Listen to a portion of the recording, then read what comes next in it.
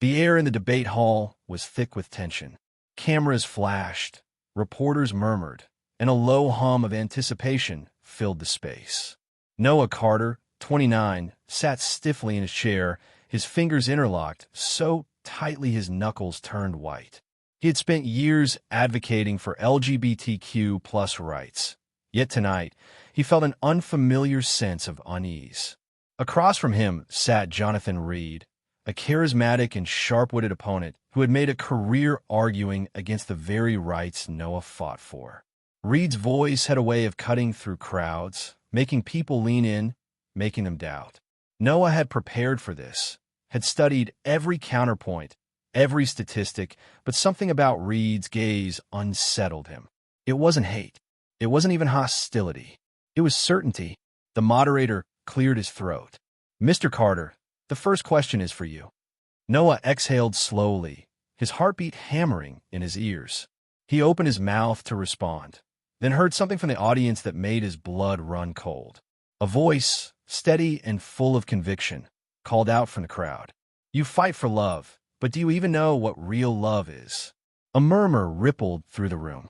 Noah's mind went blank. He had expected arguments, facts, even personal attacks. But this question felt like a knife straight to his soul. And the worst part, he wasn't sure if he had an answer. Noah Carter had always been a fighter, not in the physical sense. He wasn't the kind to throw punches or raise his voice in anger. His battleground was the courtroom, the newsroom, and the streets where he had marched for equality since he was a teenager. Born and raised in a small town in Texas, Noah had learned early that being different came at a cost. He still remembered the whispers at school, the way teachers avoided eye contact when slurs were hurled his way. But the hardest part had been at home. His father, a stern, old-fashioned man, had barely looked at him after he came out at 17. His mother, though loving, had always urged him to be less loud about who he was. It was his grandmother, Ruth, who had told him, "If the world won't change for you, make it change because of you." That became his mission. Now, nearly 30, Noah had built a name for himself as a relentless LGBTQ plus rights advocate. He had moved to New York, where he worked as a legal consultant for a nonprofit, helping young people fight discrimination in schools and workplaces. He had won cases, changed policies, and even been invited to speak at universities. But despite his success, there was always a part of him that felt like he was still that kid fighting to prove he belonged. Tonight, he found himself in unfamiliar territory. The debate hall at a prestigious university was grand. Vaulted ceilings, gleaming chandeliers, and rows upon rows of spectators, many of whom had come just to watch a spectacle. Some were allies, cheering him on. Others were here for Jonathan Reed, the conservative speaker who had made headlines with his unwavering stance against LGBTQ plus rights. Reed wasn't just another opponent. He was polished, articulate, and, worst of all, deeply persuasive. Noah sat at the long debate table, adjusting the cuffs of his suit jacket. Across from him, Reed sat with an easy confidence, a slight smirk playing on his lips. To his right, Noah's best friend and colleague, Sarah Lou, leaned in. "You good?" she whispered, her dark eyes scanning his face. "Yeah," Noah muttered, though the knot in his stomach told a different story. Sarah had been with him through it all, late nights, drafting legal arguments, protest arrests, and even the quiet moments when doubt crept in.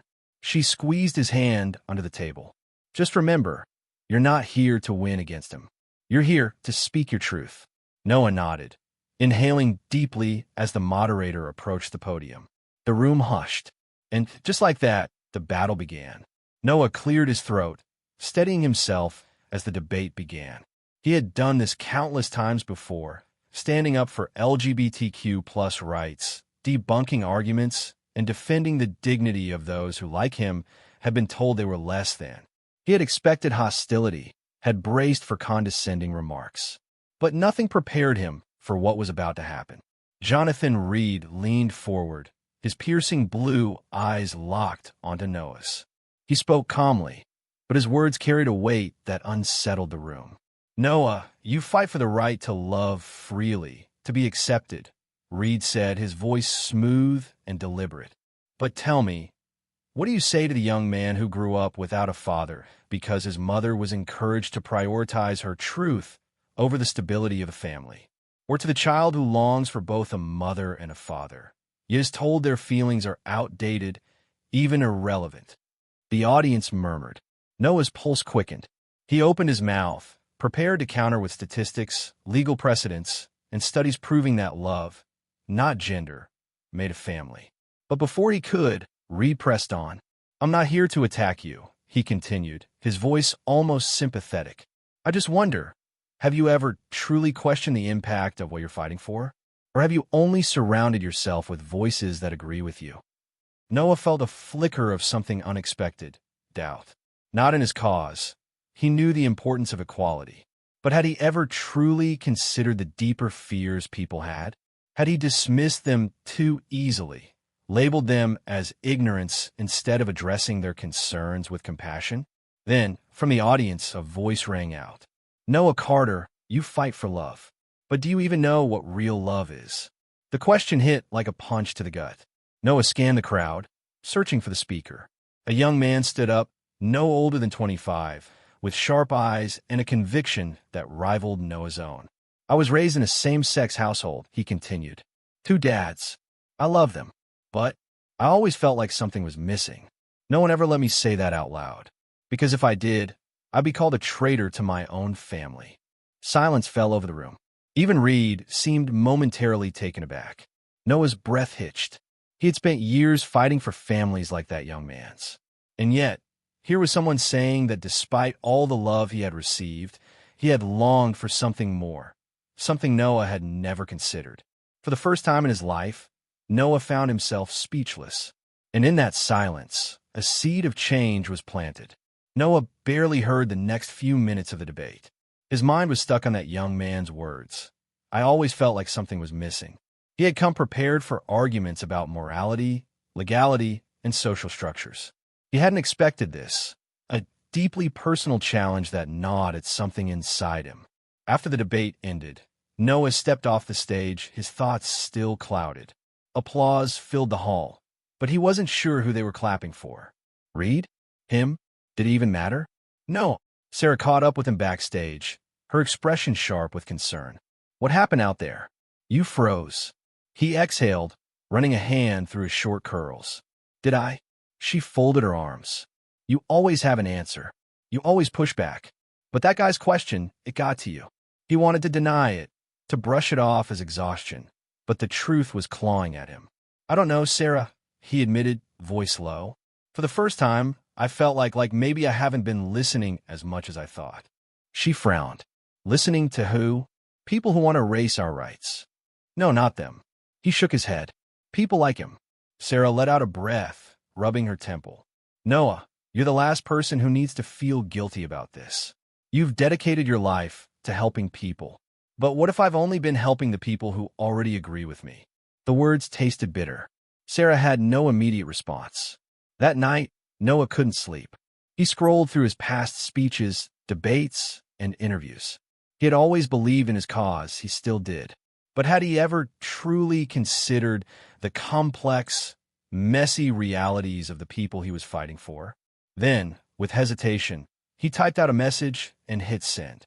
"Noah, I'd like to talk, if you're open to it." He wasn't sure if the young man from the debate would respond, but he did. The next afternoon, Noah found himself sitting in a quiet coffee shop across from Alex Harper, the man who had shaken his worldview in a single sentence. Alex stirred his black coffee, eyeing Noah warily. "I'm surprised you reached out." "I almost didn't." Noah offered a small smile.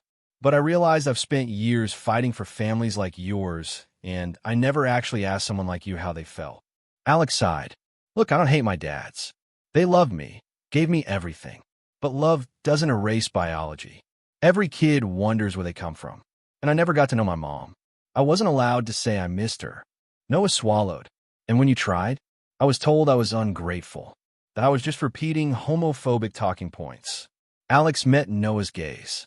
"It's like if you don't say exactly what people expect you to say, you're the enemy." But life isn't that simple. Noah felt a strange tightness in his chest. He had always believed in free expression, in fighting for the right to love who you wanted.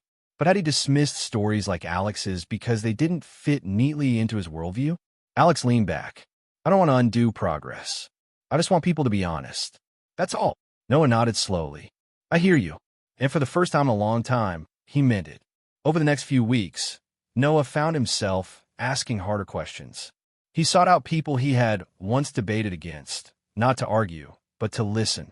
He met a single mother who supported LGBTQ+ rights, but was terrified of being labeled a bigot for wanting her son to have strong male role models. He spoke with a pastor who wrestled with his faith, torn between his beliefs and his love for his gay brother. Each conversation added another layer to Noah's understanding. The world wasn't as black and white as he had once thought. One evening, he visited his childhood home in Texas. His father, gruff as ever, barely looked up when Noah walked in. Didn't think you'd be back here. I needed to be, Noah admitted. His father sighed, setting down his newspaper. You still fighting for all that? Noah clenched his jaw. You mean my own rights? A long silence. Then, softer. I mean, are you happy? The question caught Noah off guard. His father cleared his throat. I didn't handle things right when you came out. I thought I was protecting you, but maybe I was just protecting myself. Noah's throat tightened. For years, he had fought against men like his father, rigid, unyielding.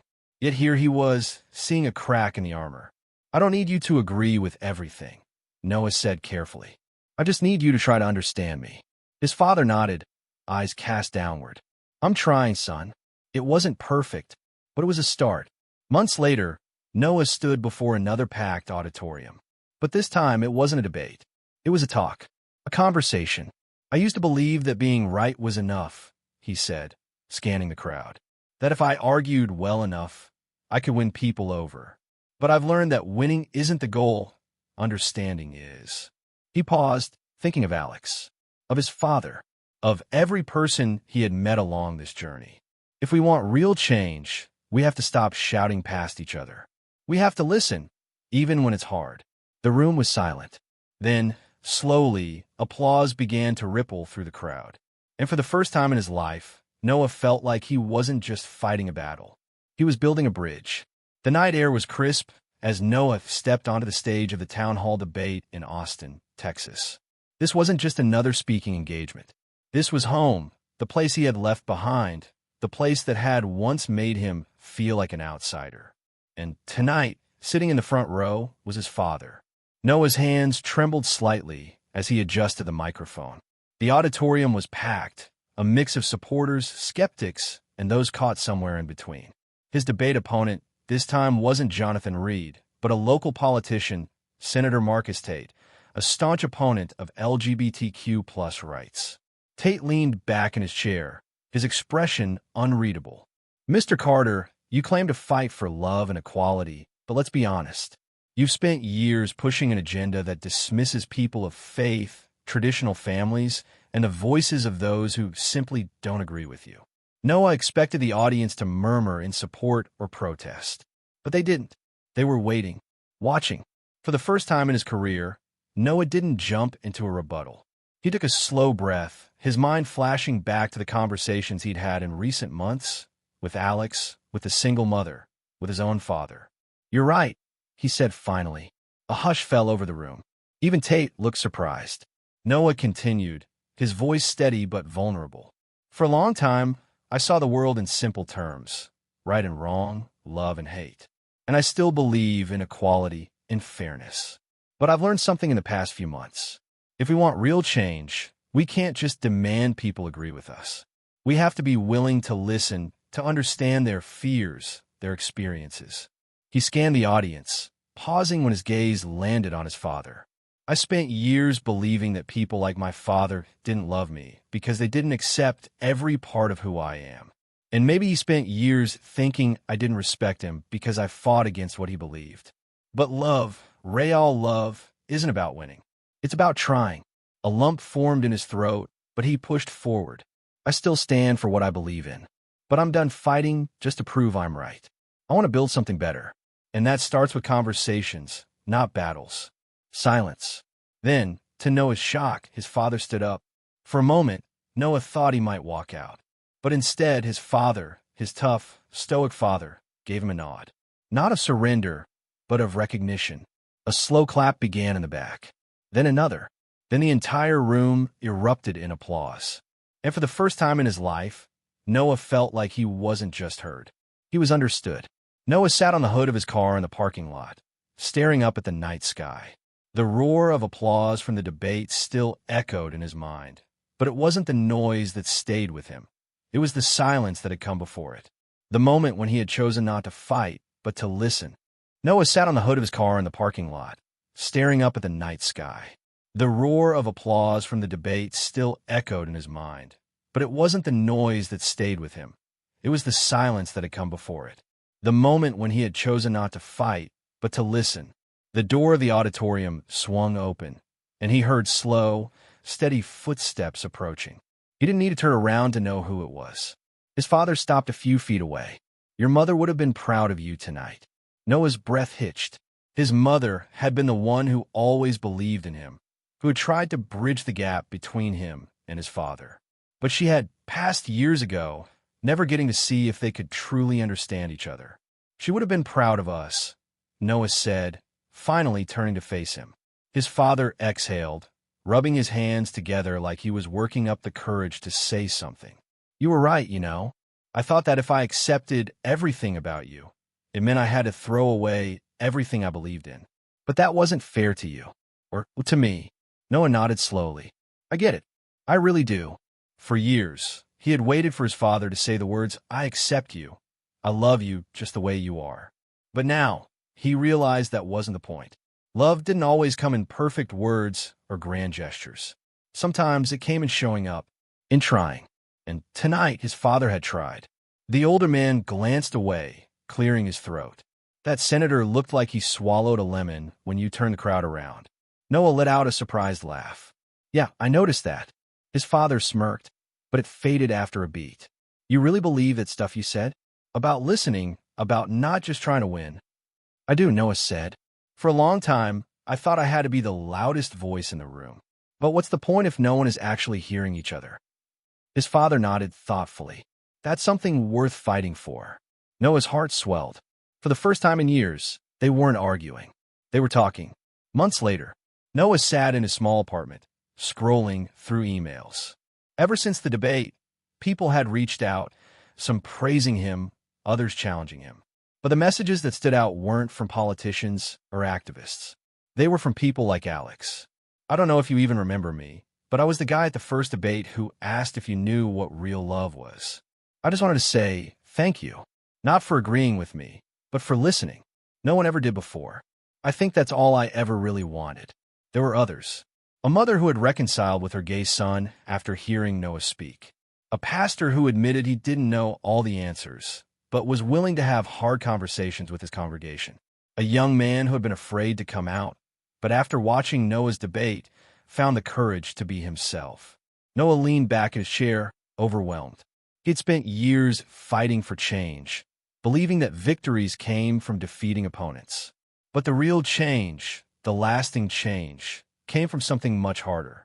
From listening, from understanding, from building bridges instead of burning them. As he closed his laptop, his phone buzzed. A text from his father. "Dad, you coming home for dinner this weekend? Your sister's making that awful casserole you hate." Noah chuckled, his chest tightening with warmth. His father would probably never say the perfect words he had once longed to hear. But this invitation, this effort, was more than enough. "Noah, yeah, I'll be there." He put his phone down, looking out the window at the city skyline. There's still so much work to do, so many conversations to have. But for the first time in a long time, he felt hopeful, because now he knew where real change started. Not in shouting, not in winning, but in listening. A year later, Noah stood backstage at a university auditorium, smoothing out the cuffs of his blazer. The murmurs of the crowd filled the air. Students, professors, activists, and skeptics all gathered for a discussion on LGBTQ+ rights, faith, and understanding. This time, he wasn't here to debate. He was here to connect. He had spent the past year traveling across the country, not to argue, but to listen. He met with church leaders, conservative parents, young LGBTQ+ plus individuals searching for acceptance, and people like Alex, people who just wanted to be heard. What started as a single moment in a town hall debate had grown into something bigger, a movement of conversation over confrontation. A staff member peeked through the curtain. 5 minutes, Mr. Carter. Noah nodded, glancing down at his phone. A new text from his father. Dad, saw your interview on TV. You didn't make that senator cry this time. Proud of you, kid. Noah smiled, his chest tightening. Some things took time, but time could heal. Time could change minds. He took a deep breath and stepped onto the stage. The applause was loud, but he wasn't here for the cheers. He was here for the conversation. And as long as people were willing to listen, he knew there was hope.